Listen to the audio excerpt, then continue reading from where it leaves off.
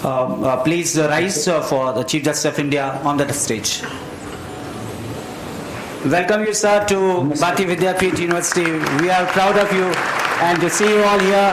All the best wishes for coming on online video conferencing. We love you a lot, sir. We are proud of you. Thank you. Can I speak? Thank you very much. Thank you, sir.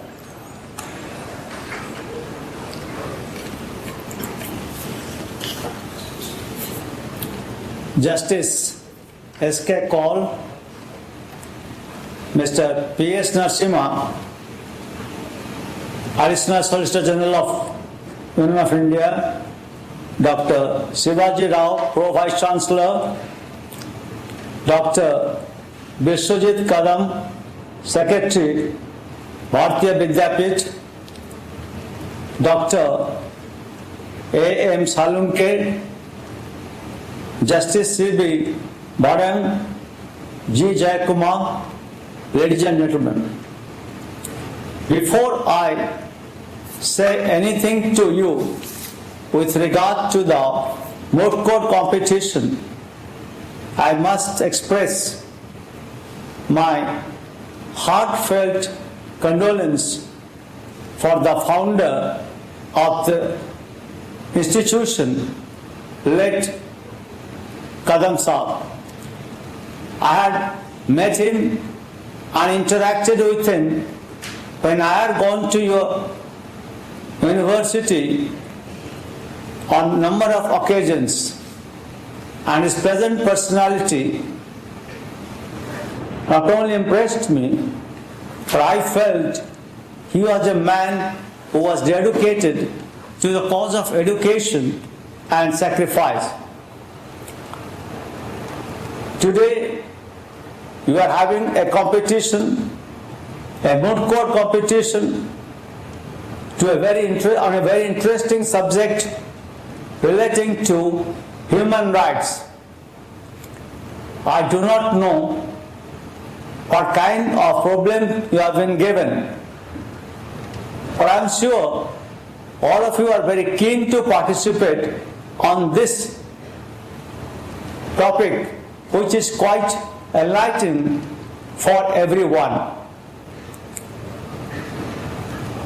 There are many books on human rights, but how does one understand the basic concept or fundamental conception of human rights?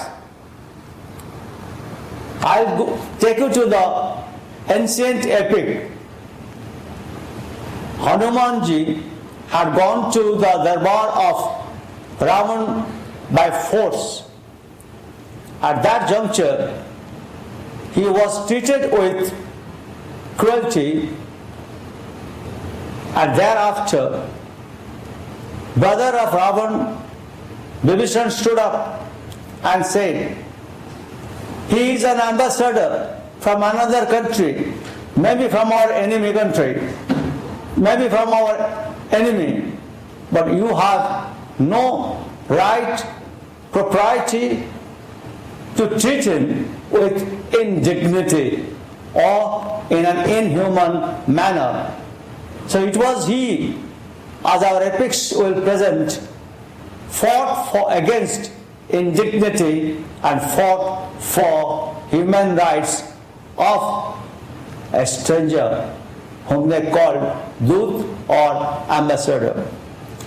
My purpose of telling you, all the young students who are present, they must become soldiers of human rights and treat it as a place and a crusader against indignity. I have always maintained that man, when dead, there is also a dignity of the dead. I'll tell you two historical incidents. During the Second World War, Mussolini and his wife were pushed to a wall, and at that point of time, wife of Mussolini said, "Do not kill him." She came on the front, and these people, the the rebels against Mussolini, they killed her. And thereafter Mussolini said, all right, I'm standing here, shoot me on the chest. And they did kill her. They killed them. That's another matter. History may justify, I am not there. What the populace did thereafter, history records with sorrow and agony. They tortured the dead bodies and really ill-treated. This ill-treatment of the dead is extremely tragic.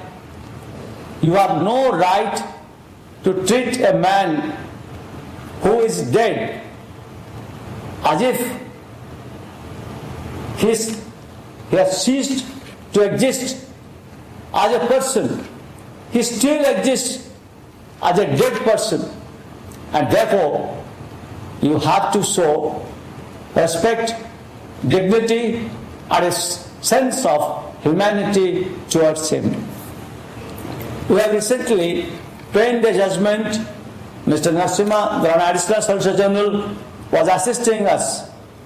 The issue related to the dignity in the process of dying. Being assisted by numerous counsel, we have stated that there has to be dignity in the process of dying, and there cannot be any kind of unwarranted compromise on that. I'll tell you another aspect. There was a great lawyer in England, a young man like you went to file a litigation, what we call a lawsuit. He wanted to recover 200 pounds from the old lady. The lawyer was conscious. He said, young man, keep your papers. After we study the papers, we shall send you the opinion. They had a law firm. After a week, the young man received a communication from the law firm, dear so-and-so, we have perused your papers, we have scrutinized the same, you have an excellent case in a court of law, but we think you have enough time in life to earn much more money than 200 pounds than to drag an old lady to such a litigation. My purpose of saying is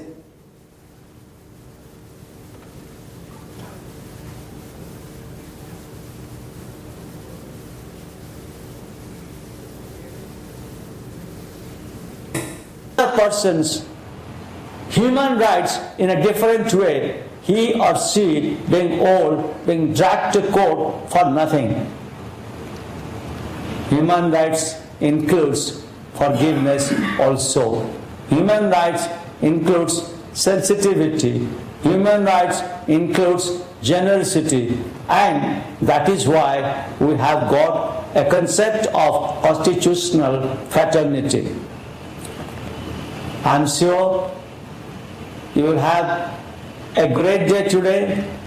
Mooting is always interesting, and when there is competition, it's challenging, and when there is success, it's a celebration. But I've given small advice. When you participate in a moot court, it's a great achievement, because sometimes you argue in favor of the proposition and sometimes you argue against the proposition. So you are able from both sides. It's a capability test. It's an individual test of one's own intelligence. So therefore, my humble suggestion to you, please celebrate even in success, even in defeat in a moot court competition. Thank you very much for listening to me. Thank you, sir. Thank you so much for coming. We really love you. Thank you, sir. It was a nice meeting you on video conferencing. Thank you so much.